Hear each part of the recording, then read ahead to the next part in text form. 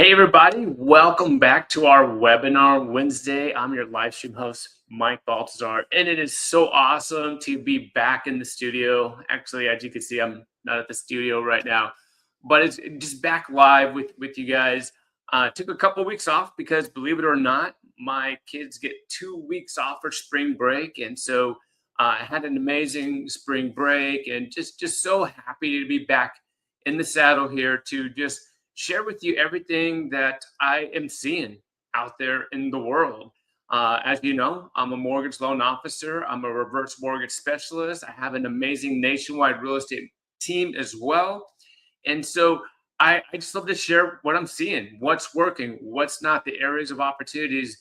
And of course, just to add the personal side of things as well, because what good is it to have all the wealth in the whole wide world, but you just don't have that understanding of how we could just combine that and balance that with our personal well-being, our emotional, spiritual, and physical well-being. And so today, I just wanted to share something that happened actually this morning. Someone asked me a great question, something I haven't been asked in many, many, many years.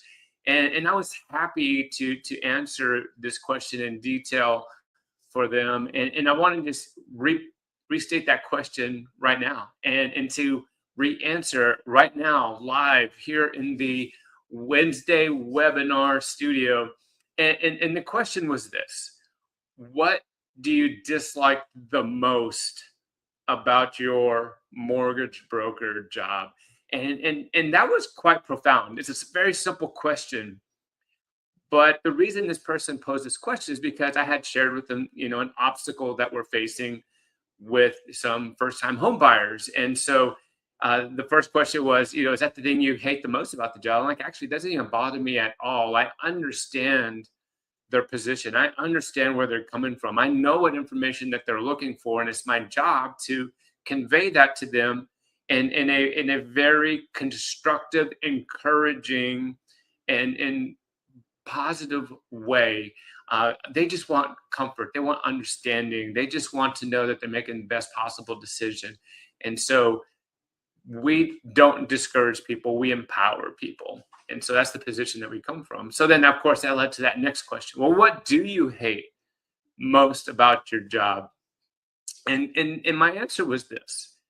My answer is that, every day we have our challenges and our obstacles, and no loan application looks the same, and no wants and likes and dislikes for every client is going to be the same. They might be similar, but they're never the same. Everyone has their own walk that they're walking, their own life that they're living.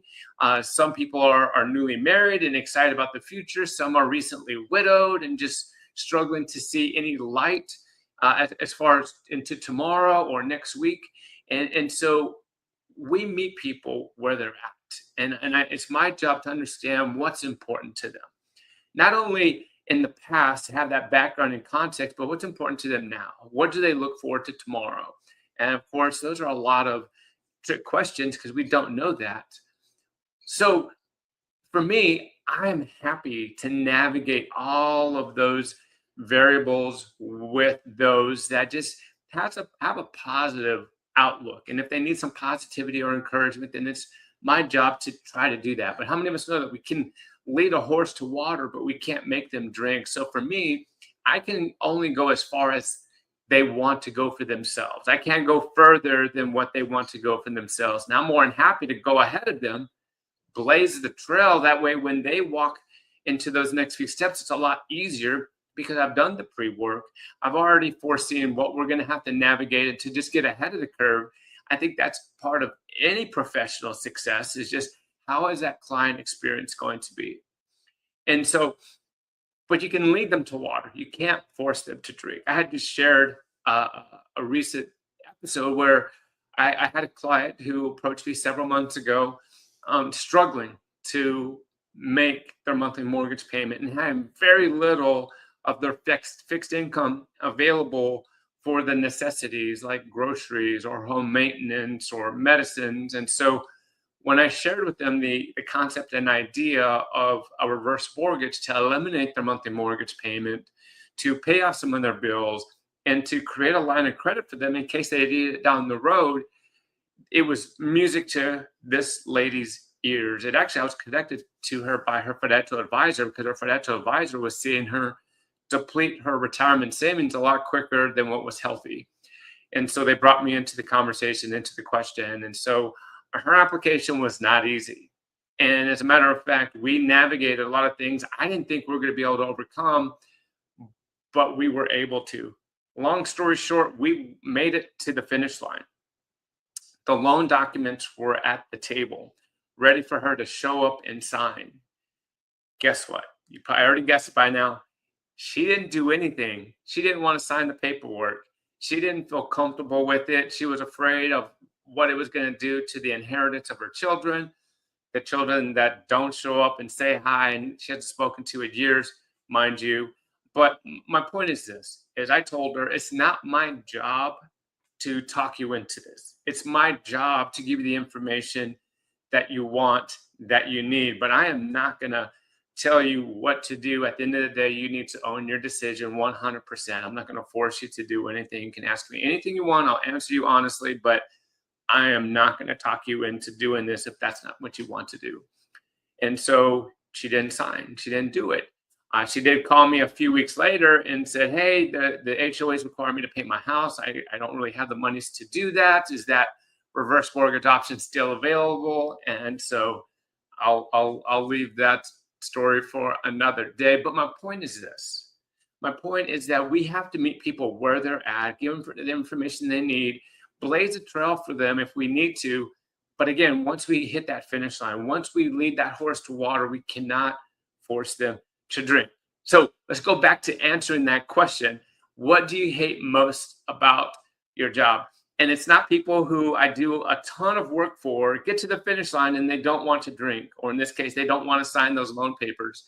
It's not for those individuals who will go under contract to buy a house many, many times when they're just chronic cancelers. They love shopping for a home. They love making offers on a home, but they're going to cancel during the inspection. So that doesn't even faze me or bother me, or those first-time home buyers or whoever. You fill in the blanks. Those are not the things that I hate about my job. Those are actually the things I love about my job, because it allows for me to show up without an outcome in mind. It allows me to show up without expecting or wanting or doing it for the commission check. It allows me to show up and not have an emotional attachment to the outcome that is profit driven, that's income driven. It really tests my faith. And that's more important than anything I can ever learn or accomplish or achieve in this life and lifetime. It's just, how does my faith show up? Do my actions back up my words or what I say? And there's no better test of faith than when you're doing hours and hours of work on someone's file and not knowing if it's going to get approved, not knowing if it does get approved, if they're even going to sign the paperwork, and they don't pay me a dime unless that loan closes. So theoretically, we could do hours and hours and hours of work. And actually, I have a lot of upfront expenses that don't get reimbursed unless the loan closes. So I could be hundreds and hundreds, sometimes thousands of dollars into a transaction, not knowing if I'm going to get reimbursed, if I'm going to close that transaction, earn a commission. So as you can imagine, my faith is tested each and every transaction, each and every day. And I can kind of see my faith in action. It's getting tested. And that's not always the coolest thing. I love to celebrate. I love to win. I love to accomplish things for my clients.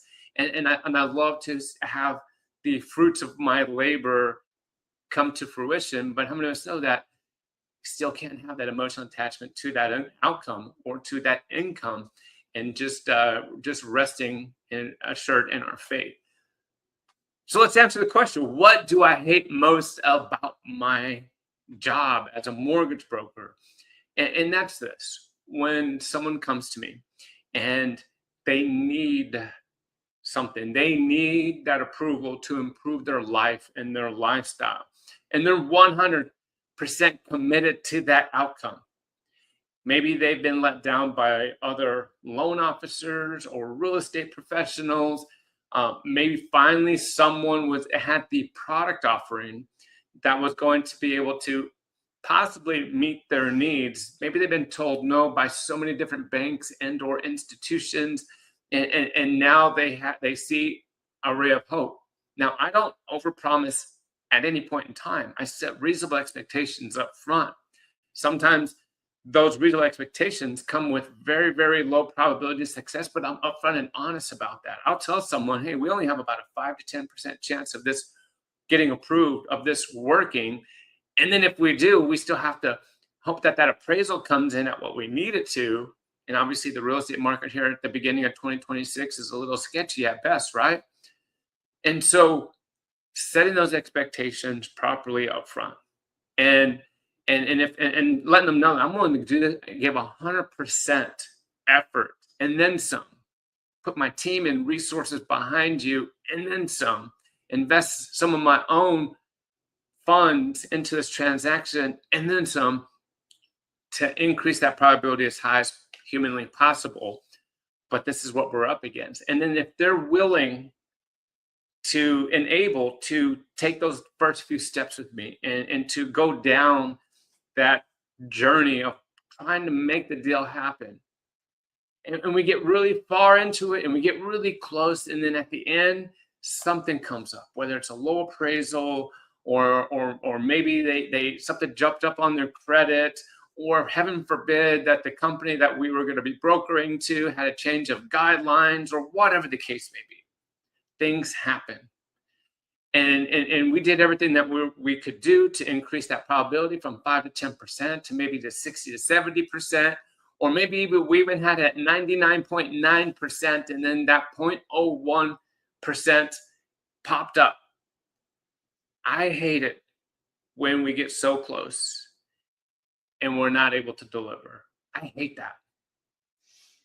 By that point in time, I have a lot of time, money, resources, energy, hopes, dreams into that transaction, and I want nothing more than to be able to deliver that. Whether I'm making nothing on that deal, or a little something, or a lot of it, it doesn't matter.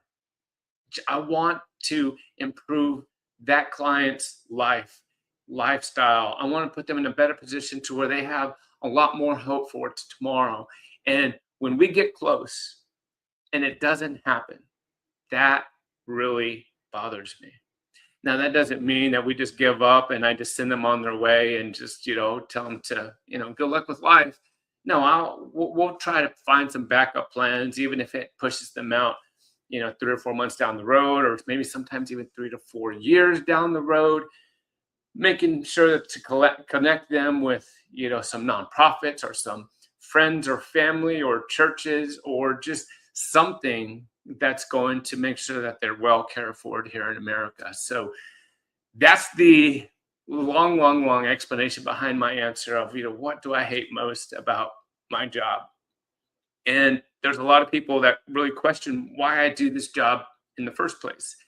And I'm just wired for it. I just tell people I'm just wired for it. I stumbled upon the mortgage industry as my first job out of college when I was 20 years old. And it's never felt like a job. Not one day has it felt like a job. It's always felt like a ministry. It's always felt like a calling. And I love what I do. And I will go to battle for my clients, their friends and family, our communities. I'm so happy to be with the mortgage company that I'm with. We're nationwide. We have some phenomenal loan officers nationwide.